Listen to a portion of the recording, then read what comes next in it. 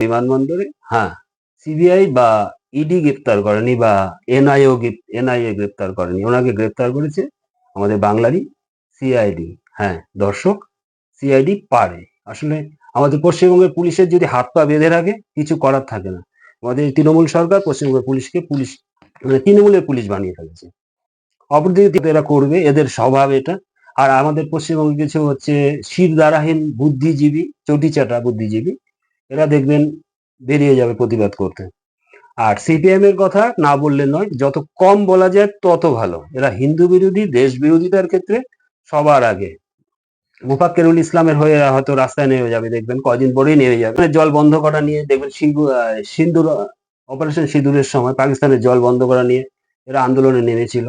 পাকিস্তানের জল বন্ধ করা হবে কেন, পাকিস্তানের অসহায় লোক জল পাবে না কেন, তারপরে হচ্ছে তা আপনার এই পাকিস্তানকে বোম মারা হবে কেন, কিসের জঙ্গি, এরকম কথাবার্তা। তারপরে হচ্ছে আবার বলছে এই সিপিএম এর এক রাজ্যসভার সাংসদ, বড় উকিল, তিনি আবার বলছেন এই সে পাকিস্তানের যদিও কোথাও কোনো জঙ্গি ঘাঁটি থাকে তাহলে ওদের পাকিস্তানের সরকারের সাথে আলাপ আলোচনা করে ওটা মিটিয়ে নিতে হবে। বাপরে বাপ, কি সুন্দর কথা! পাকিস্তান স্বীকার করবে আমাদের জঙ্গি আছে। তারপর জেএনইউ, তারপরে তোমার আপনার হচ্ছে যাদবপুর ইউনিভার্সিটির ছোট ছোট এই কচি বাম নেতারা দেখবেন, ওরা হচ্ছে এই স্লোগান দেয়, এই সে আফজল হামিদ শর্মিন্দা হ্যায়, তেরে কাতিল জিন্দা হ্যায়, তারপরে হচ্ছে ইনশাল্লাহ ইনশাল্লাহ, তারপরে হচ্ছে আরো স্লোগান দেয় ভারত তেরে টুকরে হোঙ্গে। এগুলো হচ্ছে এদের স্লোগান।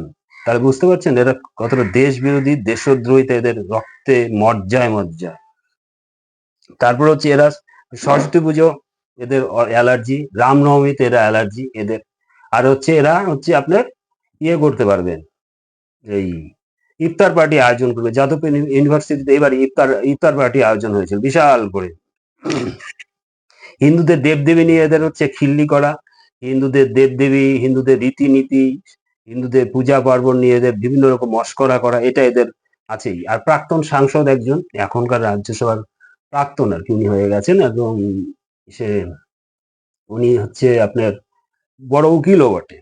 তিনি প্রকাশ্য দেবালোকে গোমাংস ভক্ষণ করে প্রতিবাদ জানালেন। কিন্তু ওই কমিউনিস্টদের মধ্যে যারা মুসলিম ধর্মাবলম্বী, অর্থাৎ মুসলিম কমিউনিস্ট যারা, তাদেরকে দেখবেন কিন্তু ওদের সম্প্রদায়ের কাছে যেটা নিষিদ্ধ মাংস সেটা কিন্তু ওরা ভক্ষণ করবেন না।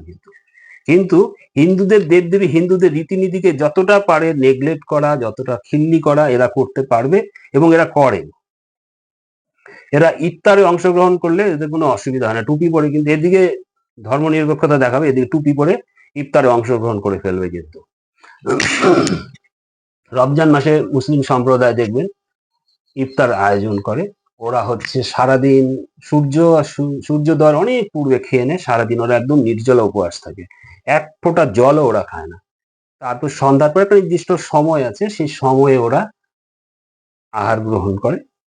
আর আমাদের হিন্দুদের মধ্যে কিছু সেকু মাকু তোল আমুলের কিছু নেতা দেখবেন সারাদিন আষ্টে পৃষ্ঠে 3 থালা 4 থালা খেয়ে, মানে পেট ভর্তি করে খেয়ে ওই যে উপবাস থাকা মানুষগুলোর খাবারে থাবা বসায় গিয়ে, মানে নির্লজ্জ বেহায়ার মতো, কি বলবো, সেটা টুপি পরেই বেশ ওখানে গিয়ে খেতে বসে গেল ওদের সাথে। ওরা তো নির্জলা সারাদিন না খেয়ে আছে, ওরা খাবে, তোরা কিন্তু ভাগ বসাচ্ছিস কেন?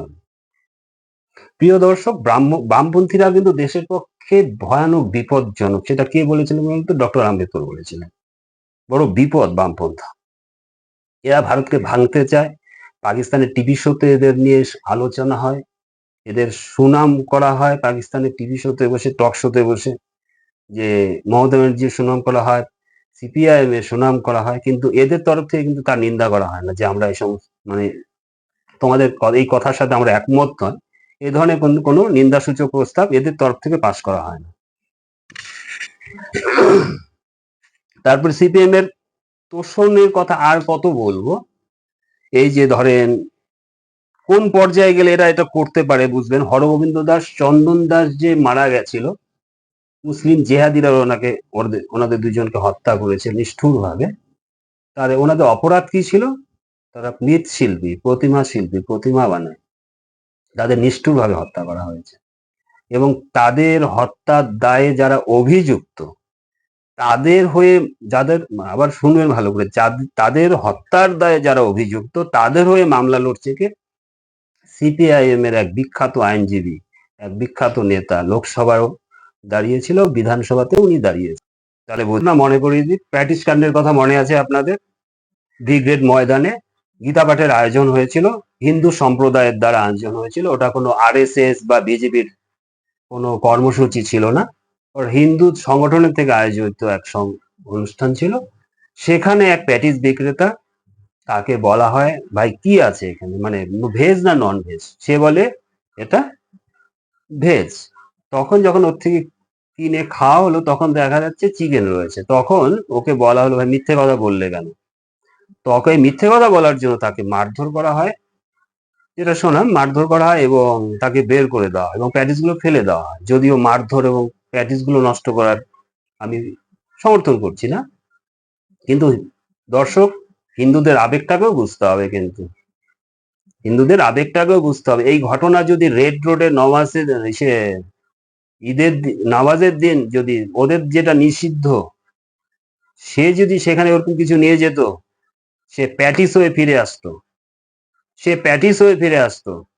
এই ঘটনার পরে যখন ছেলেটিকে বের করে দেওয়া হয়, তখন এক ছোট্ট সিপিআইএম এর এক নেতা তাকে নিয়ে যারা বের করে দেয় তাদের বিরুদ্ধে কেস ঠুকে দিল। বুঝতে পেরেছেন এদের দ্বিচারিতা, এদের হিন্দু বিরোধিতা কোন পর্যায়ে গেছে। আর একটা ঘটনা বলছি, পানিহাটির কে দাঁড়িয়েছে? অভয়ার মা দাঁড়িয়েছে। সেখানে কুন্তল বলে একটা ছেলে দাঁড়িয়েছে।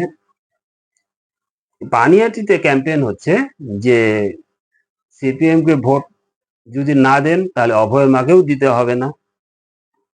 মানে এখানে যদি অভয়ের মা জিতে যায়, তাহলে সিপিএম এর প্রেস্টিজ ইস্যু হচ্ছে।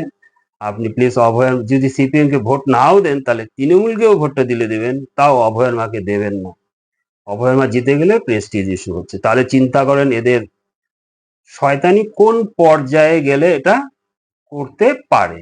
এদিকে তমান্নার মাঝে দাঁড়িয়েছে সিপিএম, তাতে কোনো প্রবলেম নেই। আর তমান্নার মাঝে দাঁড়িয়েছে, কেউ কোনো কথা বলছে না, আমিও বলছি না, এবং কোনো বিজেপি আদার্স দল যেগুলো আছে সিপিএম এর থেকেও আলাদা, তারাও কিন্তু সেও দাঁড়াতে হবে, অবশ্যই দাঁড়াতে হবে। অভয়ের মাও দাঁড়াতে পারে, তমান্নার মা দাঁড়াতে পারে, কিন্তু তমান্নার মা দাঁড়ানোতে কোনো প্রবলেম নেই, কিন্তু অভয়ের মা দাঁড়ানোতে ওদের প্রবলেম। এ হচ্ছে সিপিআইএম এর ক্যারেক্টার। বুঝতে পেরেছেন? যাই হোক, আর কি বলবো, হিন্দুদের হিন্দু বাঙালিদের এটাই লাস্ট ভোট এই 2026-এর। এরপর 2031-এ যেই ভোটটা আসবে না, সেই ভোটটা কিন্তু এই সমস্ত ইস্যু নিয়ে হবে না, সেই ভোটটা হবে এরকম ইস্যু নিয়ে। আমাদের পুজো করতে দেবেন তো? কোন দল দেবে সেই দলকে ভোট দিব। আমাদের বাড়িতে তুলসী মঞ্চটা থাকতে দেবে তো? তাহলে কোন দল দেবে সেই দলকে ভোট দিব। আজানের সময়গুলো বাদ দিয়ে আমাদের দুর্গাপূজায় মাইক বাজাতে দেবে তো? এই ধরনের ইস্যু নিয়ে ভোট হবে কিন্তু। কাজে বুঝতে পেরেছেন তো, এটাই লাস্ট ভোট কিন্তু। এই 23 তারিখ আর 29 তারিখ, কারো ট্রেন 23 তারিখে আসবে, কারো ট্রেন 29 তারিখে আসবে। এই ট্রেনটাতে চেপে যাবেন, নইলে কিন্তু বাঙালি হিন্দু আপনাদের প্ল্যাটফর্মেও জায়গা হবে না, কিন্তু প্ল্যাটফর্মেও জায়গা হবে না।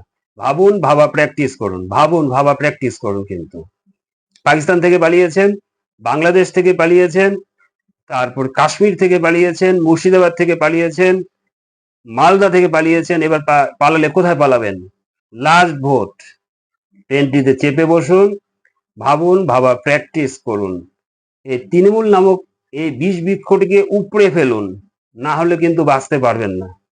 আর সিপিএম কে ভোট দেওয়া মানে হচ্ছে ভোটটা নষ্ট করা, তৃণমূলকে জিততে সহায়তা করা, বিরোধী ভোট নষ্ট করা। তৃণমূল নামক এই বিষ বৃক্ষটি এই যে সিন্ডিকেট বা তোলাবাজের দল, বালু চুরি, কয়লা চুরি, রেশন চুরি, গরু চুরি, এই একটা দলকে ভোট জিততে সহায়তা করা। এই দল জিতলে বাঙালি হিন্দুদের অবস্থা কিন্তু শেষ। ওই যে বলেছে না, এক সেকেন্ড সে 1 সেকেন্ডে কোনো সম্প্রদায় দেখে নিবে নাকি। বুঝতে পেরেছেন ব্যাপারটা? 1 সেকেন্ড। কাজেই আজান নয়। যাই হোক দর্শক, লাইক কমেন্ট শেয়ার করবেন আর চ্যানেলটি সাবস্ক্রাইব করবেন।